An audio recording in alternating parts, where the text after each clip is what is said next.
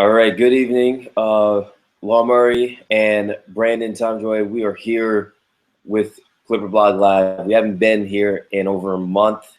Heck, last time we did a Clipper Blog Live, Blake Griffin was playing and the Clippers were losing. We did a show with 48 minutes of hell and the Spurs. Now, man, we had to bring it back, even though Brandon's not even here. Brandon, where are you even at right now? I am in New Jersey, in the winter, covered in snow.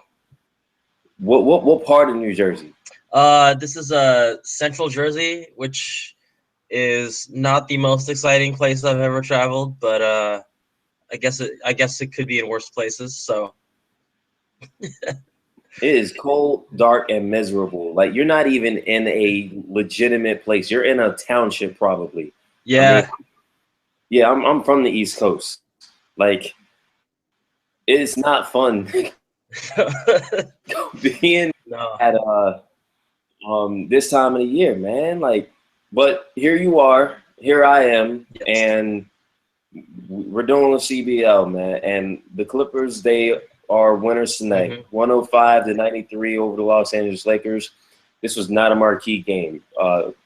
Kobe Bryant did not play tonight. Paul Pierce did not play tonight.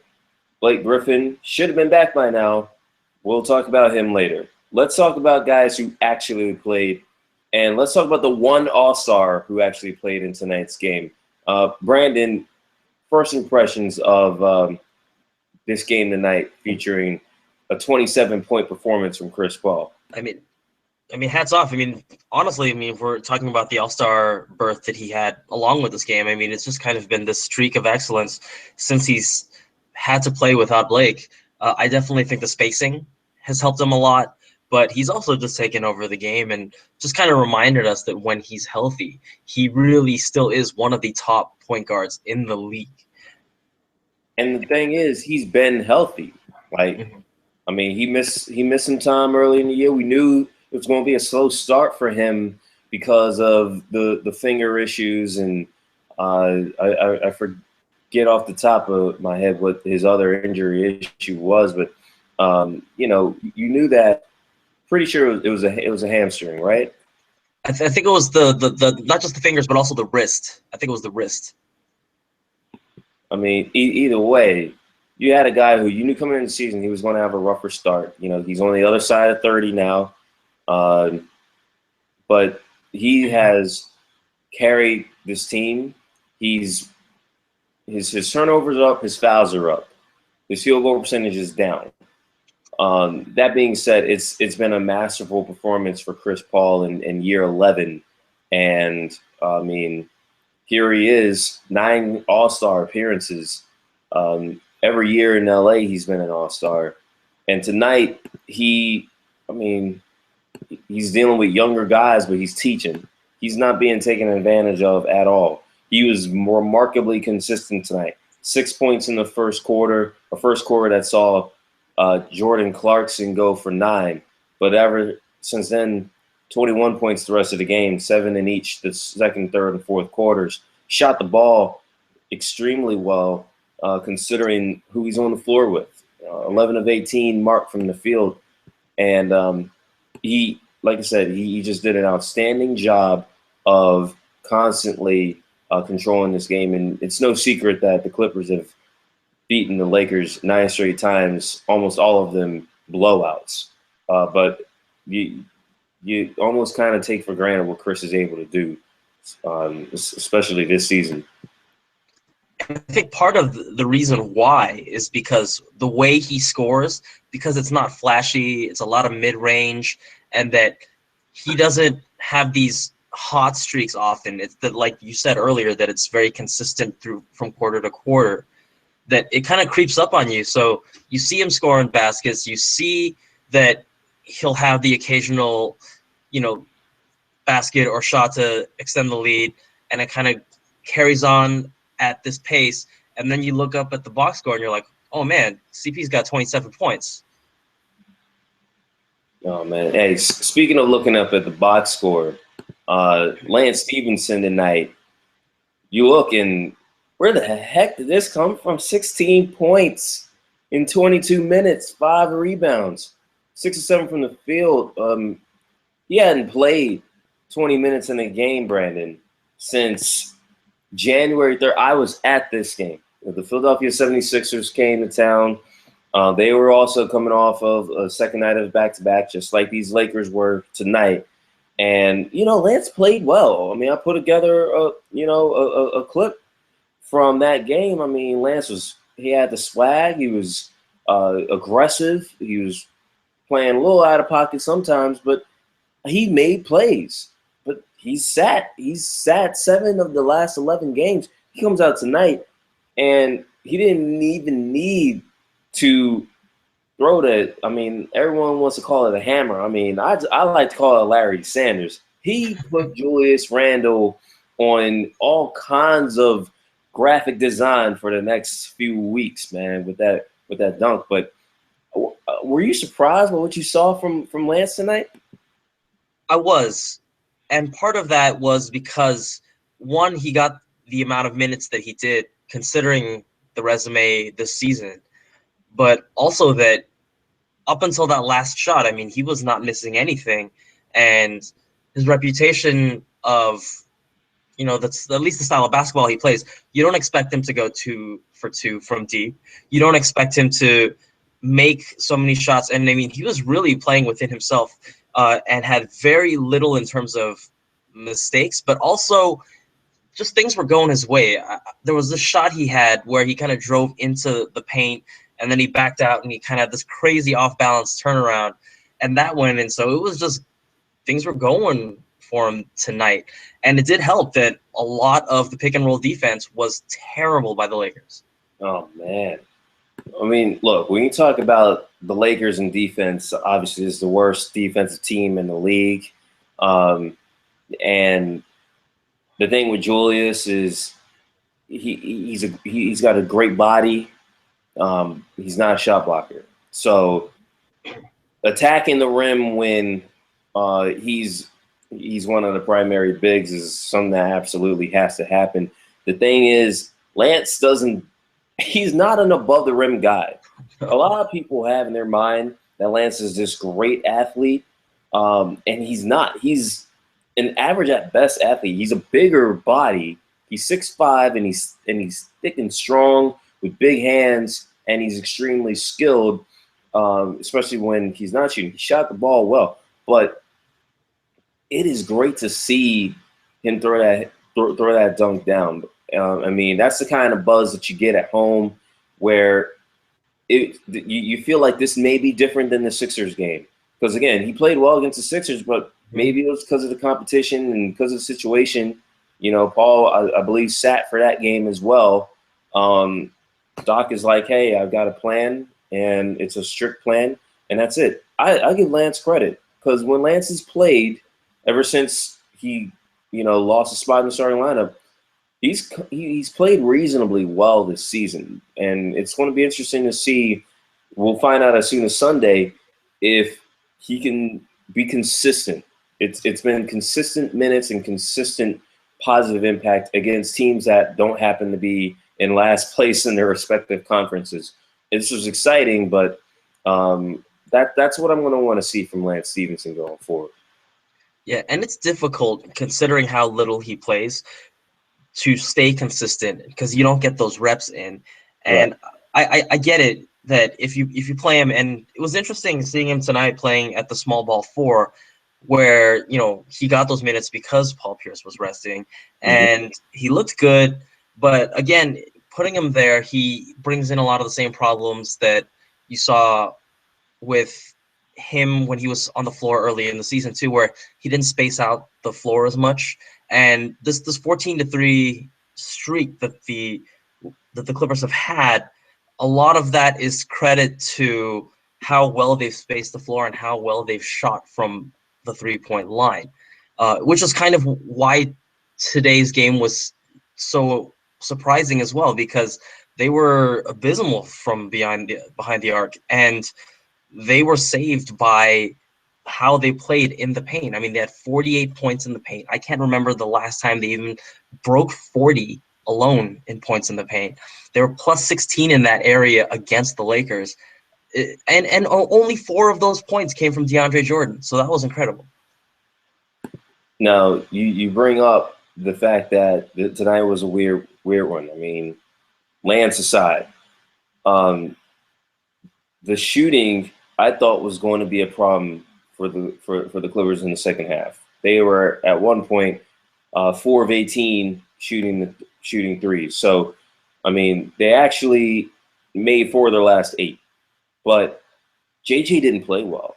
This was JJ Redick's quietest game in a very long time. He made 1 3 to keep his streak going. He has made a 3 in every game for 24 straight games now. But JJ Redick was 2 of 10. Wesley Johnson got off to a nice start tonight, but he fizzled out. He fizzled out quickly. 8 of his 9 points tonight came in the first quarter of this game, and he got called out repeatedly for shying from contact. That's a big problem for Wes. Like, Wes isn't like Austin Rivers and Lance Stephenson with the bigger bodies, like Wes has explosion in his lower body, but his upper body is a liability. We saw that tonight. Lamute is the minus offensively. He didn't score at all. And he got the bench for the second straight game. The Clippers bench has been what puts them over the top. I mean, Jamal Crawford didn't lead them in scoring, but a plus 21 plus minus tonight. Regardless of how you feel about plus minus, when you got teammates with minuses and you're that far over the top, that is significant. I mean, the Clippers had 3 players off the bench in double figures: Jamal, Lance, and a very strong game from Austin Rivers. Again, the qualifier is the competition. This is the worst defensive team in the league. But the starters, the guys who you expect to take advantage of that, weren't exactly the guys who took advantage of it. It was the guys coming off the bench, the same bench that nearly blew the game on Christmas when they played the Lakers. Man, this is a different team. 14 out of 17 wins, Brandon. Yeah, and yeah, we got to credit the bench a lot for that. I definitely think the spacing, as I mentioned earlier, has helped the starters. But yeah, especially in the last 3 games, you got to give all the credit to the bench. They've played so well since that Toronto mishap. I mean, whatever you want to call it. And yeah, I mean, you look at the Indiana game, you could say, all right, Indiana's bench is young, so that was a chance for them to kind of play a bit even. You look at tonight's game, like you said, the defense is terrible. The pick and roll coverage, the rotations. I mean, it was just, there were so many problems with the Laker defense out there that it was easy for a bench that wants to drive to the rim to get to the rim. But then you look at Atlanta as well, and Atlanta's a solid team, and they were having their way too. So I think it's definitely the start of it was getting Cole and Pablo into the lineup, but also just when you bring in so many new people, it is going to take a lot of time. I always felt like January was probably a good barometer for this bench to come around, and we're getting towards February, and it's looking like this bench is pretty solid.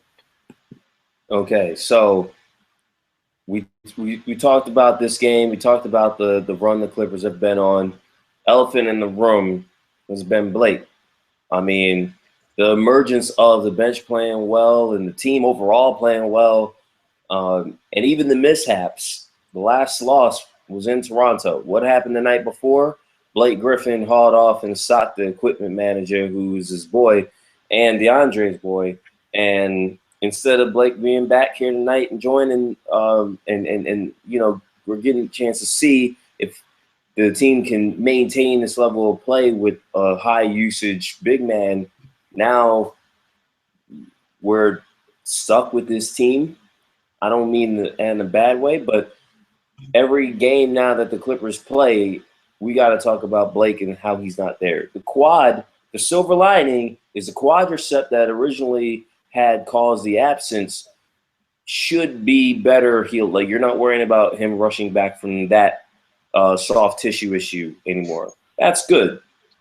Everything else is bad, man. Like, we got, first of all, a hand injury on your shooting hand, especially. That ain't good. Blake's already an imperfect shooter, You saw what happened with Kevin Love a few seasons ago when he dealt with a hand injury. It's not ideal to break your hand in the middle of a season.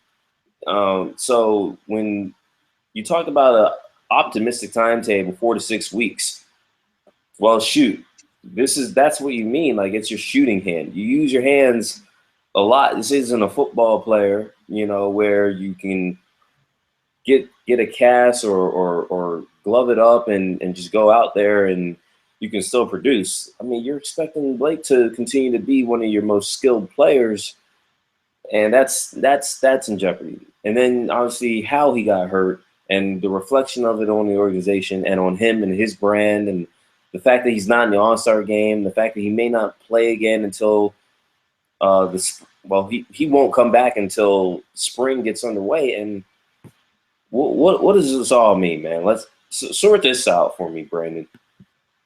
Well, first off, there are still so many unanswered questions about the incident itself. I don't know if we'll really get an entirely clear picture of what happens and what did happen, that night in Toronto. Maybe we'll hear some from the NBA once the penalties are dished out. It seems like the Clippers, the players, the organization itself, they've been very cooperative with the NBA in terms of the investigation. But just in terms of speculation from this point, not knowing, what happened in Toronto, there's so many questions. They said it's, like playful trash talk that got escalated. Okay, well, how does it get escalated that much? Was there alcohol involved? We don't know that either, and I don't want to speculate that there was or was not, because we don't know what the details are. But that's definitely something they could factor in. I mean, there was a thought in my mind, like, okay, what if it was? What if it was a serious problem? Like, what if we have to deal with a player that has to deal with rehab?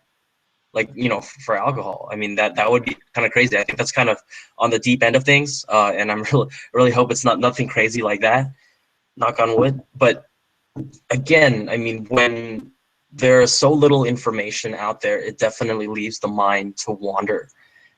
And just beyond that, you look at the team, you say, okay, they're playing well, but the schedule has been light, so a lot of credit has been given to the schedule and how they haven't really faced up against a lot of the difficult teams.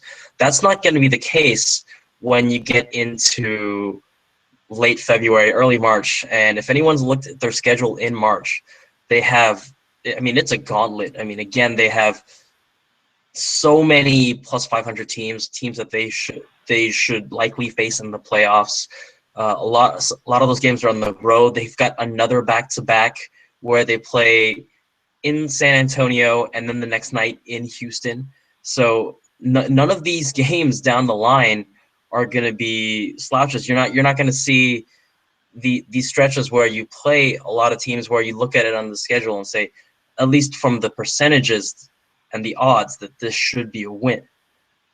So when that goes, and when you get that far in, and you're looking at Paul Pierce still as the starting for the Clippers, you start to wonder, how is Paul going to hold up? Can Blake come back? And then let's say that Paul Pierce does hold up, and then they play well. Then you leave more questions. Does the more stretchy, more space oriented lineup that plays without Blake, is that better for the team? What does that mean for Blake? And also, can Blake adapt his game to start shooting 3-pointers to actually accompany that space that has helped and benefited the team so much in his absence, which is not going to be easy when he doesn't have a hand to shoot with.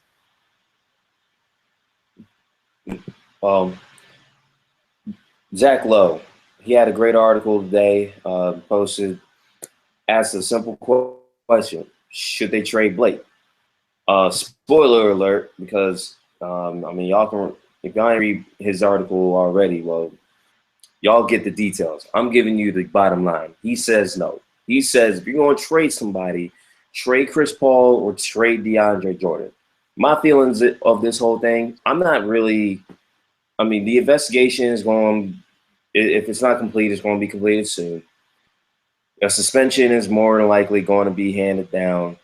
But I really feel like this is an isolated incident of a guy and his boy who they started doing dumb stuff, and he hauled off and smacked him a couple of times. I mean, should this stuff happen? No. Does this stuff happen? Yeah. Blake's immature, man. Like, Blake's a cool dude sometimes, but sometimes he does dumb stuff. Like, you see it on the court sometimes. You see it on the sidelines. You saw in the playoff game, he flipped a cup of water on that Warriors fan or whatever. It's Yeah. dumb.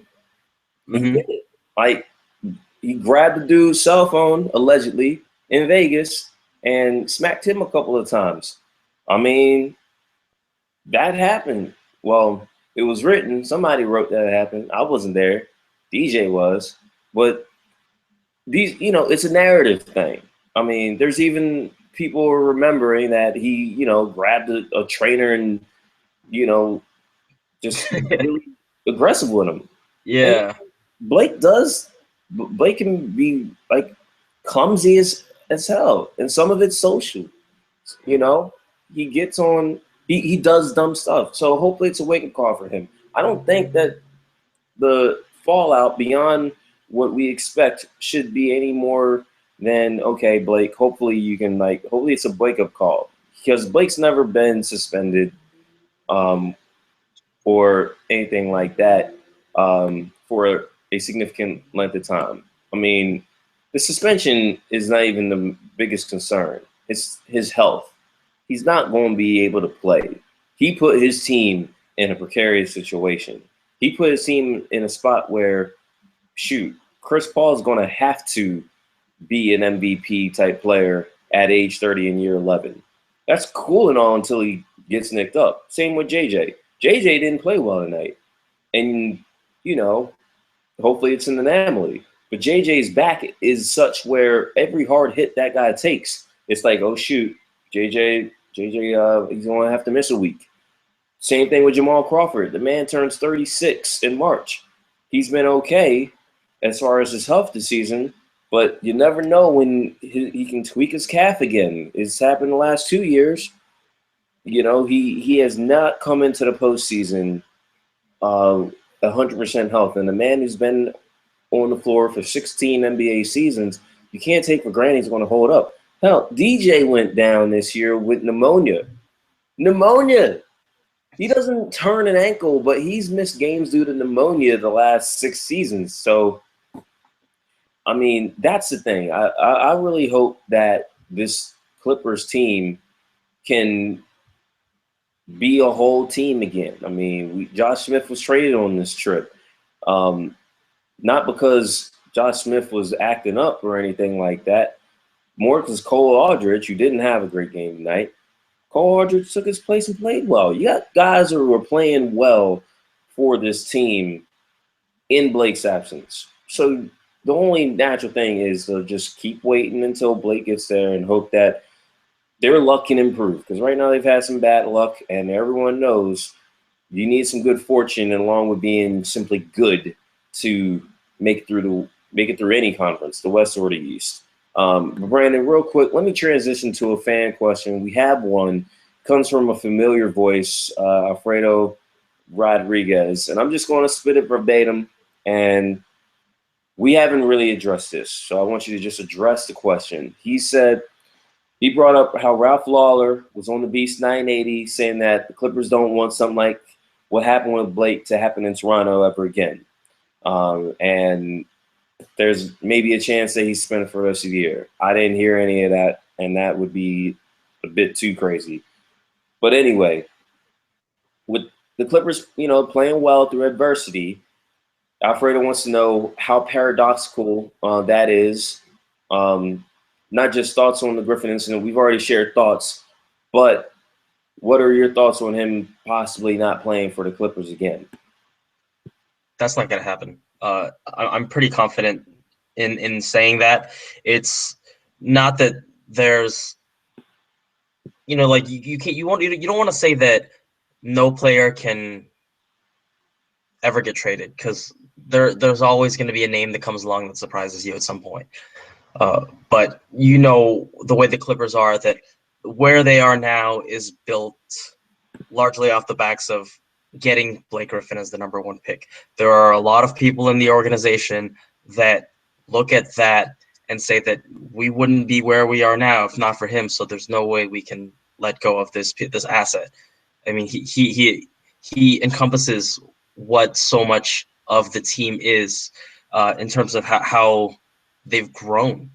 And again, it doesn't mean that they don't have moments of immaturity or that they don't make mistakes, but their growth, the reason why they are now looked at in many ways as a marquee team is because of Blake. And there are players. I mean, there are people in the organization, like I said, that won't forget that. People in the organization that have gone through from Sterling to Ballmer that won't let other people forget that. And I think there's a sense from Ballmer and Doc Rivers, without speaking on their behalf, of that value and importance with Blake too.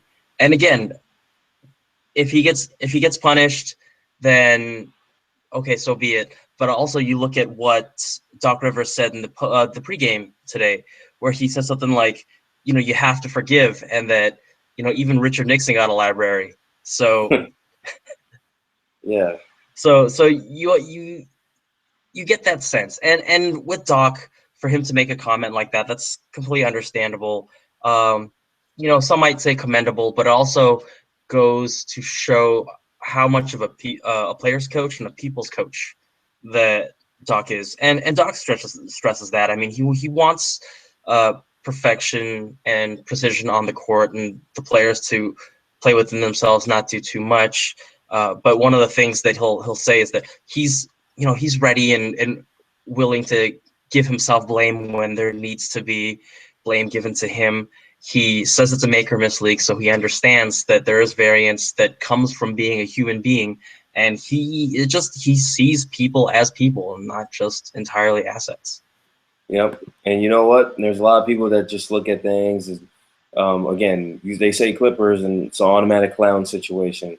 You see a guy like fight someone, and again, like we were on the same email thread, and I mean, shoot, it was like a playoff game. Only it wasn't a playoff game. It was a guy punching a guy. Some things in life aren't complicated. They're really not that complicated. Like I said, guy hit a guy, shouldn't have done it.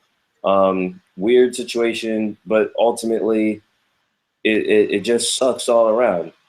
Hope is that life can continue, but the reality is he's hurt. He'll be suspended. The Clippers are going to have to hold on. He'll come back, hopefully, and the question is always going to be with this team, what will happen in the postseason?